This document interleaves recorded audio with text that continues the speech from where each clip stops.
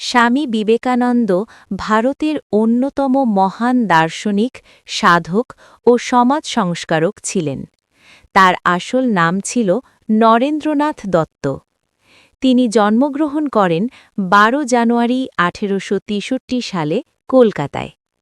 ছোটবেলা থেকেই তিনি ছিলেন অত্যন্ত মেধাবী, সাহসী ও সত্য অনুসন্ধানী।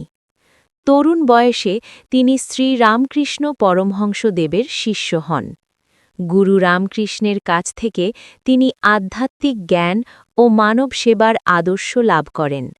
গুরুর মৃত্যুর পর নরেন্দ্রনাথ সন্ন্যাস গ্রহণ করে নাম নেন স্বামী বিবেকানন্দ। ১৮৯৩ সালে তিনি শিকাগোতে বিশ্ব ধর্ম সংসদে ঐতিহাসিক ভাষণ দেন।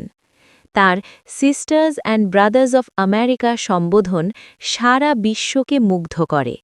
এই ভাষণের মাধ্যমে তিনি ভারতীয় দর্শন, বেদান্ত ও মানবতাবাদের বাণী বিশ্ব দরবারে তুলে ধরেন। স্বামী বিবেকানন্দ বিশ্বাস করতেন, মানব সেবাই ঈশ্বর সেবা।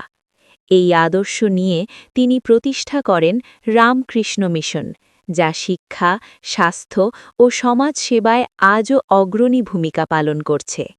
তিনি যুব সমাজকে শক্তিশালী, নির্ভীক ও চরিত্রবান হতে আহ্বান জানিয়েছেন। মাত্র ৩৯ বছর বয়সে ১৯০২ তিনি মহাপ্রয়াণ করেন, কিন্তু তার আদর্শ আজও অমর। বন্ধুরা, সাবস্ক্রাইব করে দিন আর লাইক, কমেন্ট, শেয়ার করতে ভুলবেন না। সবাই ভালো থাকুন। ধন্যবাদ।